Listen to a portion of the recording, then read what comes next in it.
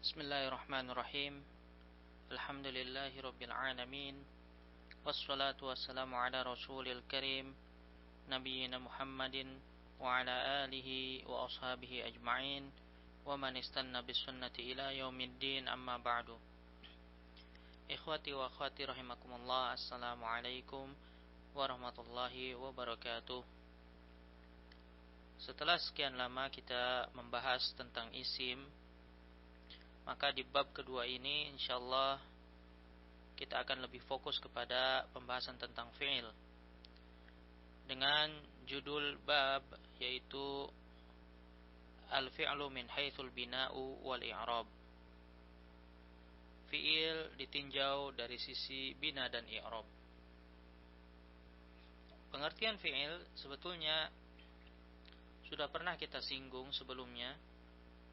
Maka di sini penulis hanya memberikan pengertian singkat, di mana beliau menyebutkan al-fi'lu huwa kullu kalimatin tadullu ala huduthi syai'in fi zamanin khas.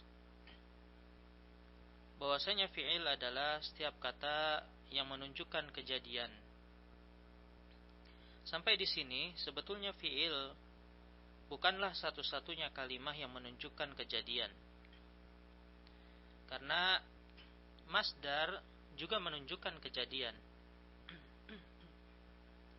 Misalnya dalam kalimat safari ila Indonesia ra'i'un, perjalananku ke Indonesia menyenangkan. Maka kata safar menunjukkan masdar, ia adalah masdar dan ia pula menunjukkan kejadian. Hanya saja yang membedakan fi'il dari masdar adalah yakni pengertian setelahnya yang disebutkan oleh penulis di sini fi zamanin khas, yakni pada waktu tertentu. Itu sebabnya fi'il adalah satu-satunya kalimah yang mutasharif. Ia bisa berubah bentuknya seiring dengan perubahan waktunya. Tidak seperti isim atau huruf, karena perubahan tersebut berfungsi untuk menunjukkan waktu yang dikandung di dalam fiilnya. Misalnya dalam kalimat safartu amsi, aku pergi kemarin. Atau usafiru al-yauma, aku pergi hari ini. Atau sausafiru ghadan, aku pergi besok. Sedangkan masdar, ia tidak akan berubah seiring perubahan waktu, karena ia tidak terikat dengan waktu. Kalau kita ubah menjadi masdar, maka menjadi safari amsi, safari al-yaum, safari ghadan.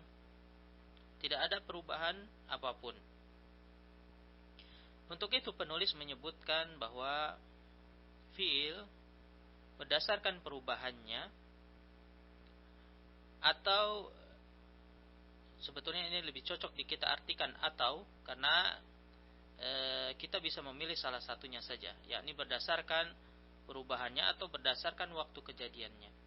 Yanqasimul fi'lu min haitsu tasrifuhu wa zamanu wuqu'ihi. Wawu di sini bisa kita artikan atau, yakni berdasarkan perubahannya atau waktu terjadinya pekerjaan tersebut atau kejadian tersebut, maka terbagi menjadi 3, madin, mudhari' wa amrin. Ya, fi'il madhi, kemudian fi'il mudhari dan fi'il amr. Maka perubahan fi'il ini berkaitan dengan waktu, dan tidak heran jika kita temukan pembahasan shorof lebih banyak porsinya mengenai fi'il. Sehingga penulis di sini menyebutkan wa satatimmu dirasatu tasrifil fi'li fil juz'i tsani minal kitabil khas biqawaidis shorf. Bahwasanya pembahasan fi'il ini akan dilengkapi atau akan disempurnakan di juz yang kedua, ya, atau jilid kedua dari buku ini, yang di sana akan dibahas khusus mengenai qawaid as-sarf.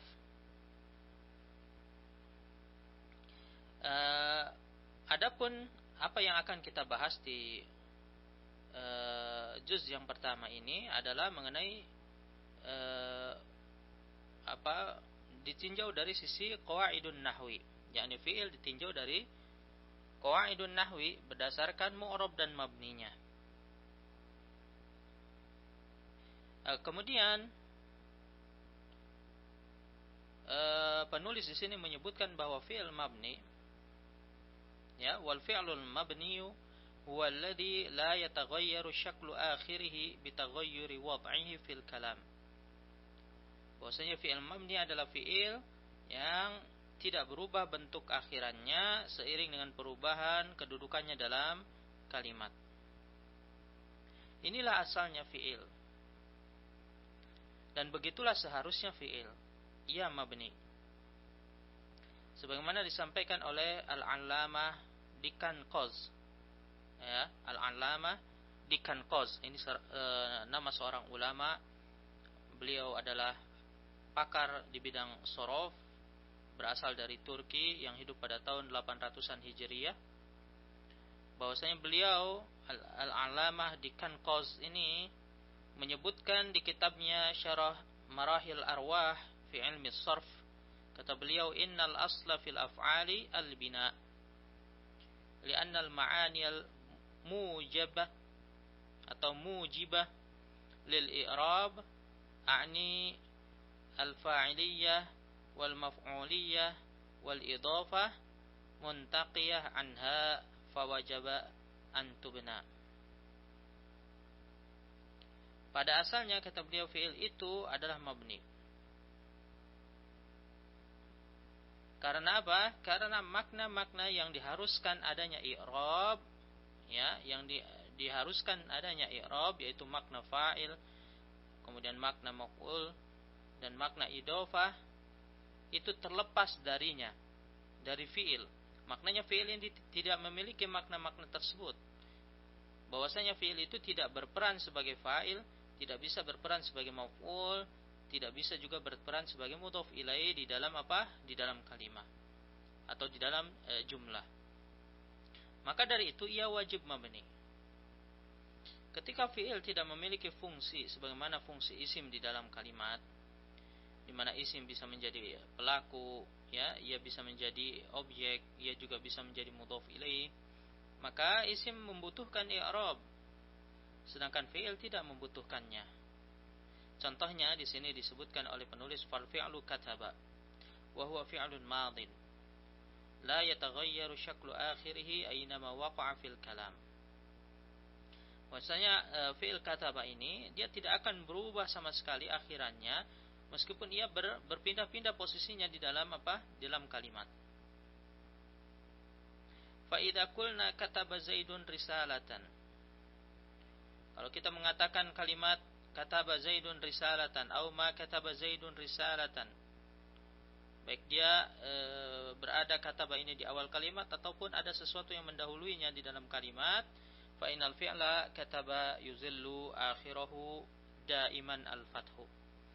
Maka fi'il kataba ini ia tidak akan pernah berubah, akan selalu apa? Fathah itu selalu menaungi akhirannya. Yuzillu akhirahu daiman al-fathu. Fathah ini akan selalu memayungi akhirannya, artinya selalu berada di atas huruf ba. Ya, karena huruf ba adalah huruf yang berada di akhir fi'il kataba. Maka ia tidak akan pernah berubah. Kemudian ada juga memang fi'il yang mu'rab, yaitu fi'il yang berubah akhirannya seiring perubahan posisinya dalam kalimat.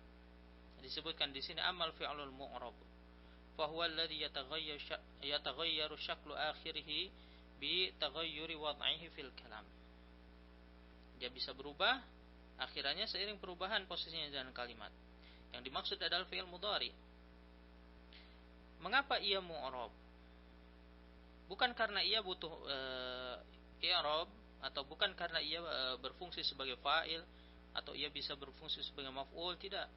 Karena tadi sudah disampaikan oleh Syekh di Kanqaz bahwasanya fi'il itu tidak memiliki fungsi-fungsi tersebut. Dia terlepas, terbebas dari fungsi-fungsi tersebut. Maka ia tidak butuh i'rab. Ya. Maka ia mu'rab semata-mata dikarenakan ia mirip dengan isim fa'il. Dan ini pernah disampaikan oleh Al-Imam Al-Uqbari di kitabnya Al-Lubab.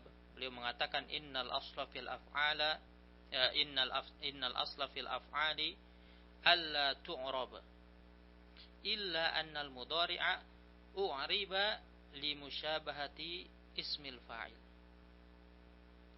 Pada asalnya fi'il itu tidak mu'rab. Semua fi'il pada asalnya apa? Tidak mu'rab, karena tadi disampaikan dia tidak butuh i'rab. Kecuali fi'il mudhari. Ia mu'rab karena ia mirip dengan isim fa'il, kata beliau. Misalnya yusafiru mirip dengan musafirun, dan seterusnya. Di sini juga penulis menyampaikan fal fi'lu yaktubu, contohnya yaktubu. Wa huwa fi'lun mudhari'un yataghayyaru syaklu akhirih bihasabi mawqi'ihi fil kalam. Maka ia berubah seiring dengan perubahan posisinya di dalam kalimat. Misalnya fayakunu akhiruhu ad-dhammah. Akhirannya ini dhammah idza qulna yaktubu Zaidun risalatan. Kalau dia berada di awal kalimat. Wa yakunu akhiruhu al-fathah idza qulna la yaktuba Zaidun risalatan. Karena ada menasabkan sesuatu yang menasabkan dia, yaitu adawatun nasab lan. Wa yakunu akhiruhu as-sukuna idza qulna lam yaktub Zaidun risalatan. Ya, dia juga bisa diakhiri dengan sukun kalau didahului oleh sesuatu yang menjazmkan dia, yaitu amil jazm lam. Coba kalau kita perhatikan pada 3 kalimat yang disampaikan tadi oleh penulis, fungsi fi'il yaktubu pada ketiga kalimat tersebut, meskipun akhirannya berubah-ubah, kadang yaktubu, kadang yaktuba, kadang yaktub, maka fungsinya tetap sama. Fungsinya adalah sebagai apa? Sebagai musnad, predikat di dalam kalimat. Sehingga perubahan harokat akhirannya tersebut tidak menunjukkan kedudukannya dalam kalimat, melainkan apa? Semata-mata perubahan akhiran tersebut dikarenakan apa? Kemiripannya dengan isim fa'il, sebagaimana Al-Imam Al-Uqbari tadi sampaikan. Demikianlah fi'il madhi dan amr, keduanya mabni. Ya, disebutkan oleh penulis di sini hada, demikian, wal fi'lul madhi wa fi'lul amri yakunani daiman mabniyain. Keduanya selalu mabni. Amal fi'lul mudhari'u fal aslu fihi ay yakuna mu'raba. Sedangkan fi'il mudhari asalnya adalah mu'rab illa idza ittasala bi nunin niswati aw nunit taukidi al mubasyarah. Kecuali ketika ia bersambung dengan nun niswa atau nun taukid secara langsung. Dan kita perhatikan pengungkapan yang digunakan oleh penulis di sini, ittasala, idza ittasala bi nunin niswah aw nunit taukid al mubasyarah. Terkesan bahwasanya fi'il mudhari ini muncul belakangan setelah apa? Nun niswa atau nun taukid. Karena apa? Di sini disebutkan ia ini yang bersambung. Ya, yang bersambung. Idza tasala bi nunin niswa. Siapa yang bersambung? Yang bersambung adalah fi'il mudhari.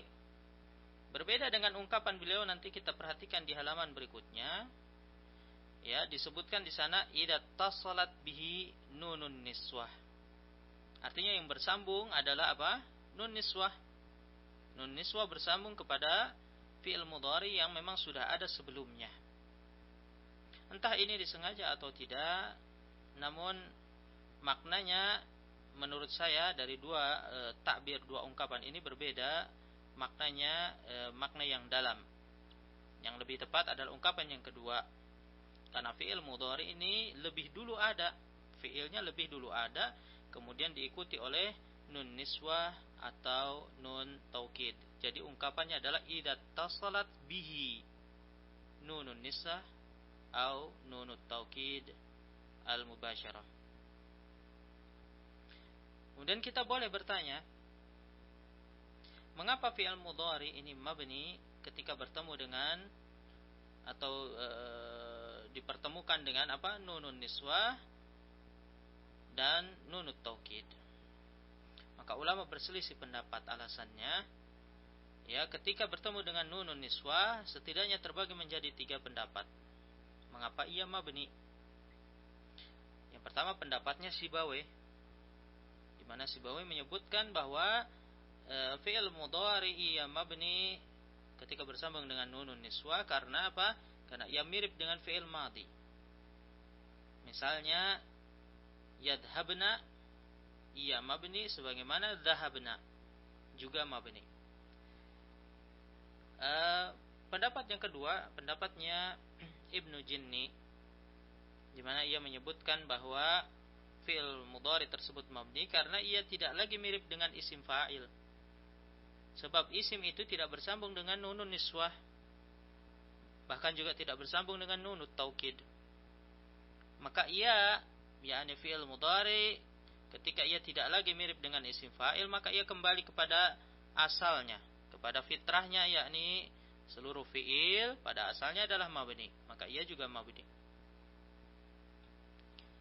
Pendapat yang ketiga ini agak berbeda sendiri, ya, yang mana pendapat ini adalah pendapatnya As-Suhaili, di mana beliau menyebutkan bahwa fi'il mudhari asalnya seluruhnya adalah mu'rab, maka termasuk ketika ia bersambung dengan nunun niswah, ya, maka ia juga mu'rab, kata beliau. Misalnya yadhabna, ia mu'rab dengan harokat muqaddarah, sama seperti kita mengatakan yas'a dia marfu'un wa alamatu raf'ihi dhammatun muqaddarah, maka yadhabnya juga demikian. Nah, ini pendapat para ulama mengenai fi'il mudhari yang bertemu dengan nunun niswah. Ketika bertemu dengan nunut taukid juga setidaknya terbagi menjadi 3 pendapat. Pendapat yang pertama, pendapat Ibnu Jinni tadi sudah disampaikan, bahwasanya ketika fi'il mudhari bertemu dengan nunut taukid, maka ia tidak lagi mirip dengan isim. Kenapa? Karena tidak ada isim yang bersambung dengan nunut taukid, maka ia kembali lagi menjadi mabni. Pendapat yang kedua adalah pendapatnya Al-Imam Asy-Syatibi, di mana beliau menyebutkan bahwa fi'il mudhari ini mabni karena apa? Fi'il mudhari bersama-sama dengan nunut taukid itu bagaikan sebuah tarkib. Ya, bagaikan sebuah tarkib, menjadi seakan-akan dia menjadi satu kata. Maka ia mabni, misalnya yadhabanna, ia mabni sama seperti mabninya la rajula atau mabninya 15 atau ba'labak hadramaut. Nah, ini adalah semuanya tarkib. Ya, ada 2 kata secara zahir, namun hakikatnya ia dihukumi sebagai satu kata. Maka demikian juga kata Al-Imam Asy-Syatibi, bahwasanya fi'il mudhari ketika bersambung dengan nunut taukid itu sama seperti sebuah tarkib. Nampaknya 2 kata namun dihukumi sebagai satu kata. Ada lagi pendapat yang ketiga, di mana ini adalah pendapat Ibnu Abdul Rabi. Beliau menyebutkan bahwa fi'il mudhari yang bersambung dengan nunut taukid ia mabni karena mirip fi'il amr. Ya, kita tahu 2 jenis fi'il yang bisa bersambung dengan nunut taukid itu hanya ada 2, yaitu fi'il mudhari, contohnya yadhabanna, atau fi'il amr idhabanna. Maka kemiripan ini menjadikan fi'il mudhari ini mabni sebagaimana fi'il amr. Namun alasan manapun yang lebih menenangkan antum sekalian, yang pasti fi'il mudhari yang padanya terdapat dua nun tadi, nun niswah dan nun taukid, maka jumhur ulama menyebutkan bahwa keduanya adalah mabni. Sehingga jika kita simpulkan bahwa fi'il yang mabni adalah fi'il madhi semuanya, kemudian fi'il amr semuanya, dan fi'il mudhari jika ada nun yang melekat padanya secara langsung, baik ia adalah nun niswah maupun nun taukid, sebagaimana disampaikan oleh penulis di halaman berikutnya, al-faslul awal, yaitu al-mabniu minal af'al. Maka di sana disebutkan ada 3 poin ya, yang memabnikan, yang menjadi mabni di dalam di dalam fi'il. Baik, ini adalah muqaddimah. Ini muqaddimah tadi yang kita sampaikan dari bab 2, yaitu bab fi'il. Maka kita akan membahas lebih mendalam lagi satu persatu insyaallah taala. Yang pertama, kita akan bicara tentang fi'il madhi terlebih dahulu. Di mana seluruh ulama sepakat bahwa fi'il madhi adalah mabni secara mutlak.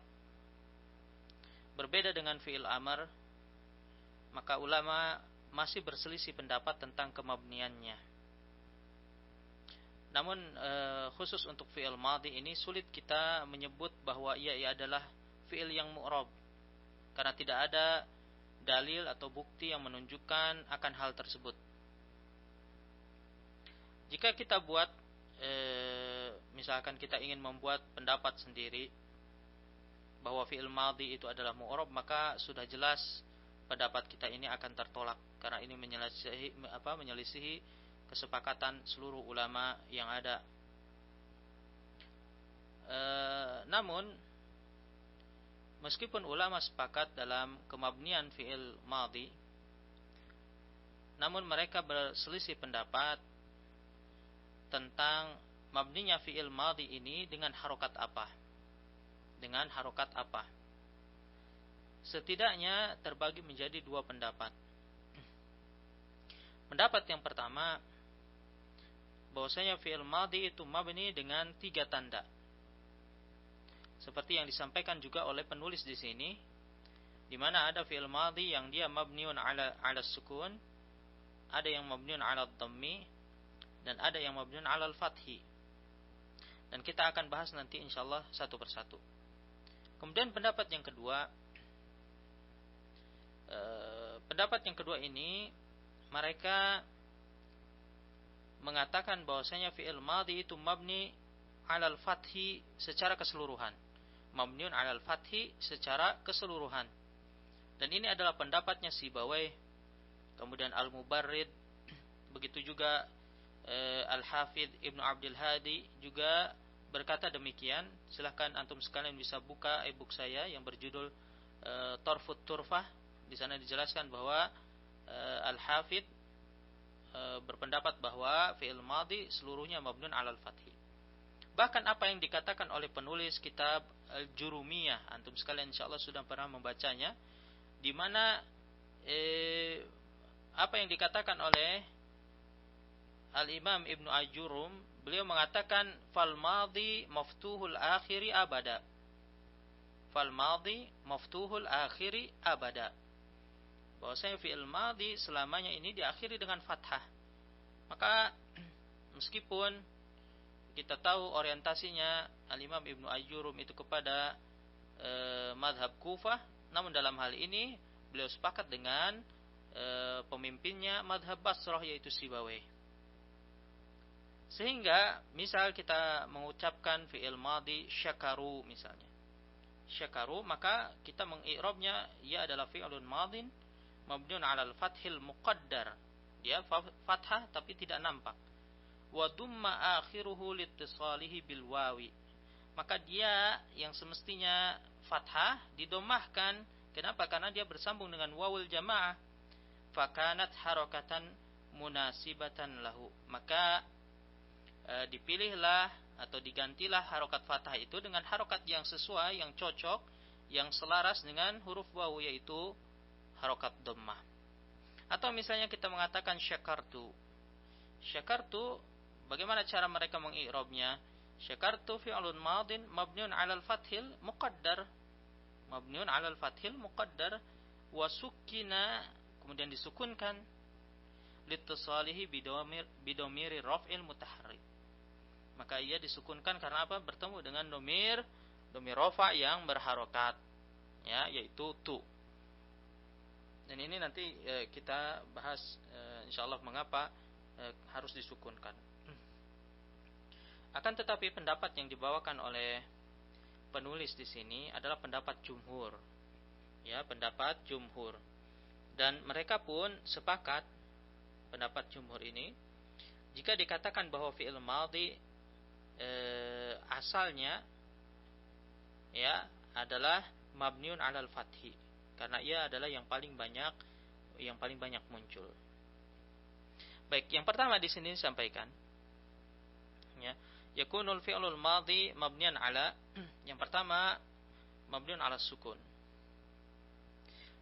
Yakni ketika ia bersambung dengan domir mutaharrik, yaitu ta'ul fa'il. Domir-domir yang berharokat, ya, seperti syakartu, syakarta, syakarti, syakartuma, syakartum, syakartunna. Ya, semuanya mabniun 'ala sukun. Begitu juga dengan na al-fa'ilin. Na al-fa'ilin juga dia berharokat. Dia termasuk domir mutaharrik. Kemudian nunun niswa juga termasuk domir mutaharrik. Ya, syakarna, syakarna. Dan disukunkan akhirannya karena dikatakan bahwa tidak disukai oleh orang Arab ada 4 harokat yang berturut-turut di dalam satu kata. Demikian yang disampaikan oleh As-Suhaili. Sehingga fi'il dan fa'il itu dianggap satu kata karena memang tidak bisa dipisahkan. Ya, karena tidak bisa dipisahkan maka seakan-akan ia dianggap apa? Satu kata. Seperti kita mengatakan syakara, kemudian syakartu, syakarna, maka terdengar bahwa ia adalah satu kata, satu lafaz, padahal ia adalah terdiri dari fi'il dan fa'il. Ya, karena ia sudah dianggap sebagai sebuah kata, maka tidak disukai, makruhun, tidak disukai. Dalam satu kata itu ada 4 harokat yang berturut-turut sehingga disukunkan huruf yang ketiganya. Namun menurut Ibnu Malik di dalam kitabnya Syarhut Tashil, beliau memberikan alasan yang lain, bahwasanya fi'il madhi tersebut diakhiri dengan sukun untuk membedakan dari apa? Maf'ul bih, untuk membedakan domir setelahnya ini adalah bukan maf'ul bih. Karena jika bersambung dengan maf'ul bih maka kita baca dorobana. Dorobana ini artinya na di situ adalah maf'ul bih. Kalau kita mengucapkan dorobana dengan sukun, maka na di sana adalah fa'il. Ya, itu alasan Ibnu Malik. Baik, yang kedua mabniun 'ala dhammi. Mabniun 'ala dhammi hanya ketika bertemu dengan wawul jamaah. Dan alasannya tadi disampaikan adalah untuk menyelaraskan suara. Untuk menyelaraskan apa? Suara antara suara wawu sukun dengan dhammah. Dan di samping itu juga untuk membedakan dari fi'il naqis. Ya, misalnya ihtada dia fi'il naqis.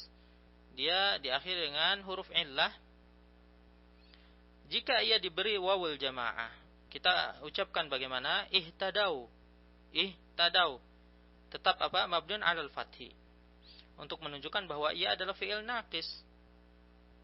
Ya, dan huruf illahnya ini dimahdhufkan. Sedangkan dhahaba misalnya, dhahaba Tidak boleh kita mengatakan ketika ia bersambung dengan wawul jamaah, tidak boleh kita ucapkan zahabau. Mengapa? Karena nanti dikira bahwa ia adalah fiil naqis atau yang mu'tal akhir. Maka yang lebih tepat, ya, yang tepat kita ucapkan zahabu. Ya, fathahnya diubah menjadi dhammah untuk menandakan bahwa dia adalah sahih akhir. Baik. Kemudian yang ketiga adalah mabniun 'alal fathi. Yakni ketika ia bersambung dengan domir sakin, ya, domir yang sukun atau domir mustatir yang tidak nampak. Ya, seperti di sini disebutkan syakara, kemudian syakarat, syakara, syakarota. Ya.